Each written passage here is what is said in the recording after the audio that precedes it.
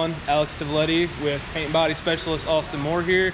We just got back to the shop from Syracuse Nationals, and we have a new project in the shop, and there's actually another project sitting out in a trailer. So we're gonna flip the camera around and let you see what we're working with. And we got Austin here because he's the Mopar nut in the shop, so that probably just gave it away. But we're doing a Dodge Daytona. So this is a repeat customer. Chris brought his Daytona to us, and he wants the Pro Touring Touch. So I think what Austin had told me before, we're doing a wide body, right? Yeah, he's kind of wanting a wide body Daytona. Definitely far from a stock looking Daytona from the renderings he's got. We started out with this car. It was somebody's project. They did some fab work to it. Complete car. It's got a lot of nice parts that go with it. The guy actually had a 69 RT that we went to look at. The car was a black on black 440 4-speed car.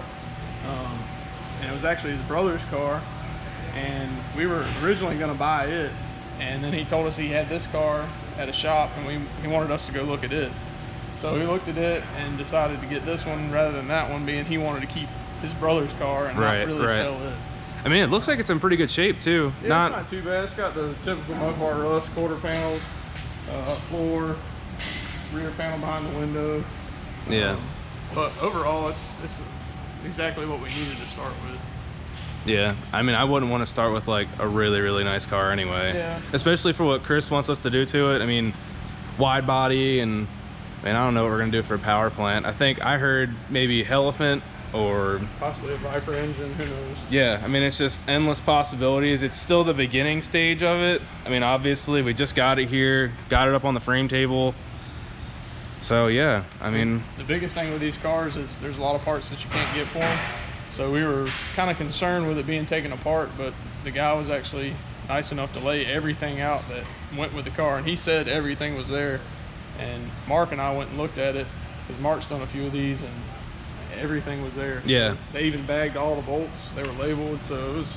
If so yeah, it's bought a project car, that's the car you wanted to buy. It's the perfect situation. I mean, you got it all. So there's some little rust spots, some places we'll have to patch it up, but I mean, overall, solid body car. I mean, I think you said the floors are usually an issue with these, but yeah, they even put some frame rail connectors in it, and then put the roof solid on it. I think it was a vinyl top car. The guy had planned on putting a 4-speed in it. It's got the 4-speed hump, but it was originally just a 318 B3 blue with blue interior. But it's definitely what we needed, and it'll be a cool car when we're done. Yeah, and it's always nice to see something different. I mean, we've only done one other Mopar. We did the you know, Mo's Charger, and so this will be cool to see.